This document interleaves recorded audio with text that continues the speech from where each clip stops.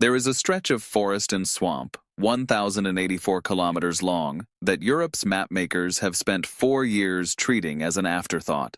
Nobody expected it to matter. Not Moscow, not Kyiv, not the analysts who spent years wargaming this conflict. For most of this war, that border was simply the place nothing happened.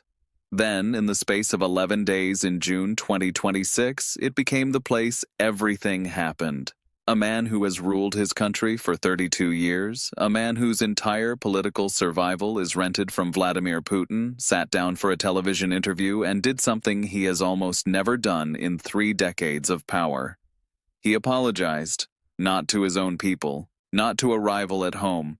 He apologized to the president of the country his patron is trying to erase from the map. Alexander Lukashenko told Al Arabiya he was sorry for his earlier words about Volodymyr Zelensky. Sorry. From a man who has outlasted mass protests, sanctions, isolation, and an attempted uprising, and who has never once needed to say that word to survive any of it. To understand why that apology should stop you in your tracks, you need to remember what Lukashenko was saying just 6 weeks earlier. In late May, Ukraine's drone forces commander, Robert Brovdy, posted a blunt public warning aimed directly at Minsk. His forces had mapped 500 potential targets on Belarusian soil: factories, fuel depots, logistics hubs, military installations. He didn't dress it up. He compared Lukashenko to a barking dog and told him, in effect, to get out of Ukraine's sightline. Lukashenko's answer was pure Lukashenko. He mocked Zelensky's mental state. He announced that Belarus had its own list of 500 targets in Ukraine, and when pressed about Kyiv's warnings, he said something that landed as a direct threat, that Belarus had one very serious target, with exact coordinates, sitting not far from the border. Everyone understood what he meant. That was the man in May, defiant, performing strength, treating aggression the way he always has, as a survival tool. By mid-June, that man had vanished, and the question this video is going to answer is simple. What changed his mind in 11 days, and what does it tell us about how fragile Russia's alliance system has actually become? Because here is the official story the Kremlin would like you to believe, that nothing here is connected. That this is routine diplomacy, that Belarus and Russia remain as tightly bound as ever. And here is what the evidence actually shows. A client state quietly breaking from its patron's orders under military pressure it cannot survive. Let's build this case piece by piece. The turning point wasn't the apology itself. It was what came 4 days later. On June 19th, standing next to the president of Honduras at a press conference in Kyiv, Zelensky did something no Ukrainian leader had done in 4 years of war. He publicly threatened to strike targets on Belarusian soil, a country that hosts Russian nuclear weapons, a member of a nuclear-armed military bloc. He said Lukashenko's own communication towers in 2 regions bordering Ukraine were being used to direct Russian fire at Ukrainian civilians. He gave him 1 week to shut them down, then came the line that made it unmissable. If he doesn't, we will.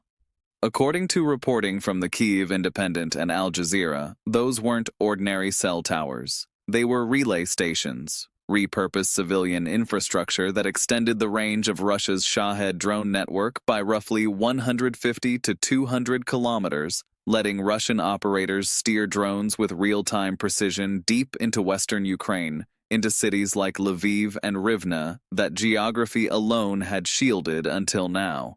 Towers on Russian soil could reach Kyiv.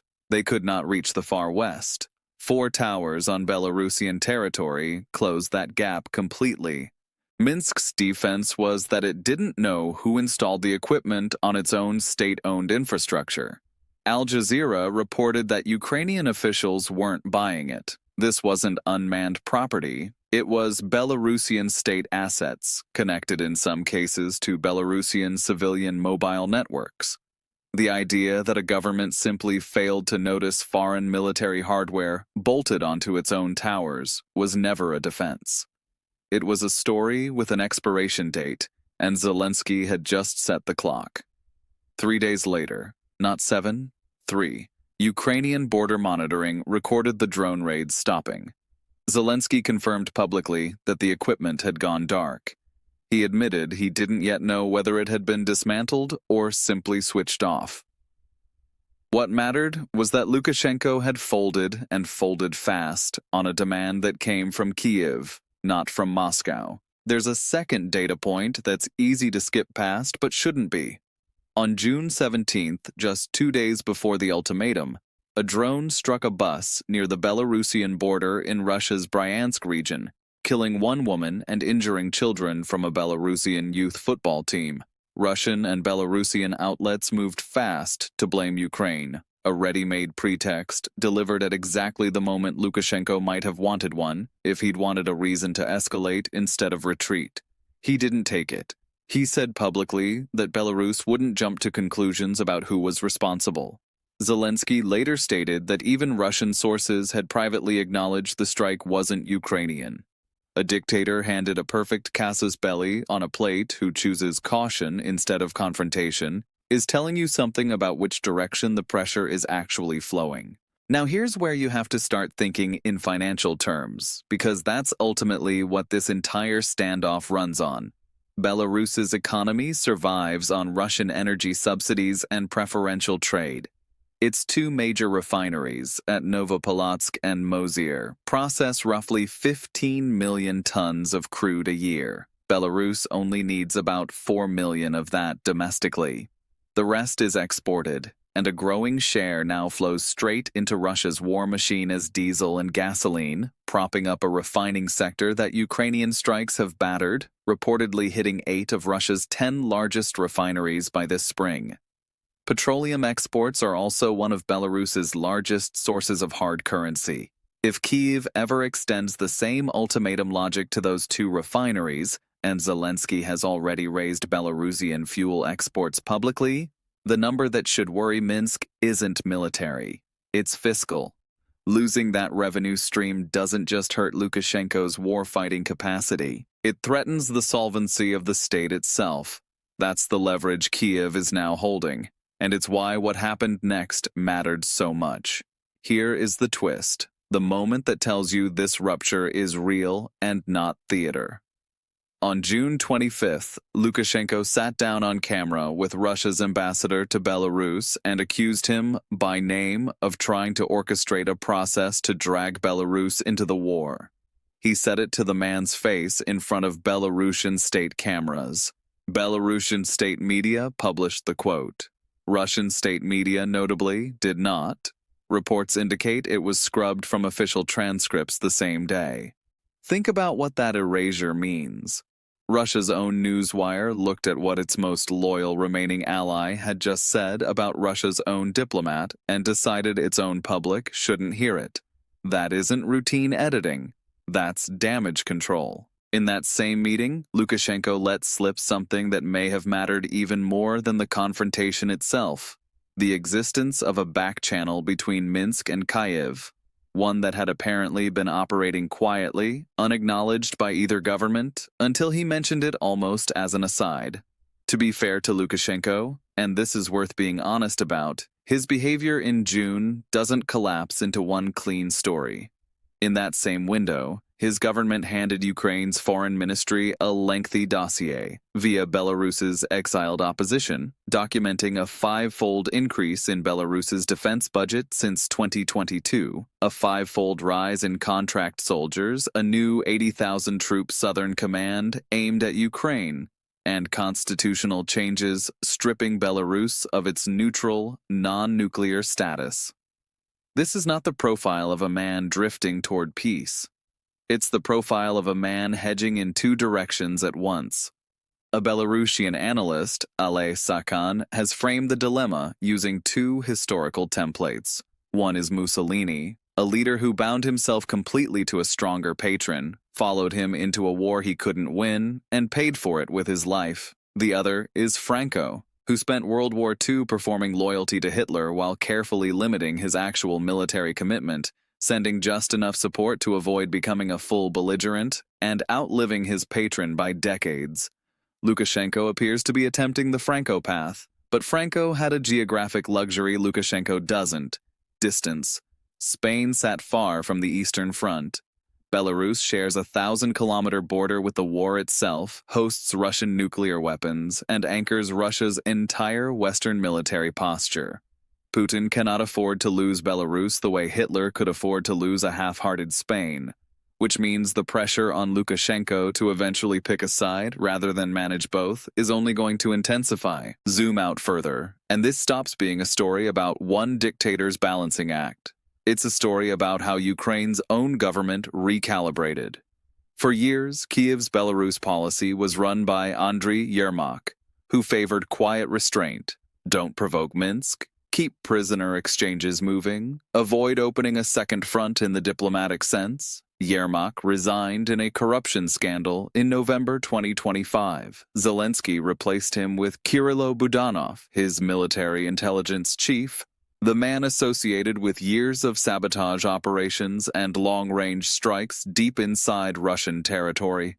Within months, Ukraine sanctioned Lukashenko personally, met with exiled opposition leader Sviatlana Tsikhanouskaya for the first time, and delivered a nuclear-adjacent ultimatum to a Russian ally that no one in Kiev would have dared issue 2 years earlier. The relay station standoff wasn't an isolated incident. It was the first real-world test of a much more aggressive Ukrainian posture toward Minsk. Even Lukashenko's own words point to how thin his position has become. In that same Al Arabiya interview, he admitted, almost in passing, that Belarus and Russia together could not adequately defend a front stretching over 1,000 kilometers. A leader publicly conceding his own country is undefendable is not a leader in a position to say no to the next demand from Kiev. And there's already a second one sitting on the table, Zelensky's call for Belarus to stop shipping fuel to the Russian military, a demand that, if enforced the way the relay station ultimatum was, could hit Minsk's finances far harder than Four Towers ever did. The Kremlin's public response, through spokesman Dmitry Peskov, was to call Zelensky's ultimatum an attempt to escalate tensions and reaffirm that Moscow would help ensure Belarus's security. Putin and Lukashenko then met. Reports placed the meeting at Putin's Valdai residence, with no detailed public readout of what was actually discussed. Two governments that rarely pass up a chance to make a statement chose, on this occasion, silence. That silence is data. So where does that leave us? Somewhere between the Mussolini ending and the Franco ending, and nobody, including Lukashenko himself, seems to know which one he's actually heading toward. He is apologizing to the man his patron wants destroyed, while simultaneously building an 80,000-troop force aimed at that same man's country. He is shutting down Russian military hardware on Ukrainian ultimatums while refusing to say a public word about it to his own patron. He is betting, essentially, that Putin's war runs out of road before Putin's patience with Minsk does. That bet might pay off. It might not. But the fact that Russia's most dependent ally is making it at all, quietly, in a country most of the world had stopped watching, is the part of June 2026 that nobody in Moscow wanted noticed. Which raises the question I want to leave you with. If the Kremlin's closest and most compromised partner is already hedging this openly, how many of Russia's other alliances are one ultimatum away from doing the same thing? Tell me who you think cracks next, and keep an eye on those two refineries. If Kyiv ever applies to Belarusian fuel exports the same pressure it just applied to 4 communication towers, the number that matters won't be measured in drones. It will be measured in the billions of dollars Minsk cannot afford to lose. This is geopolitical investigation into the war in Ukraine.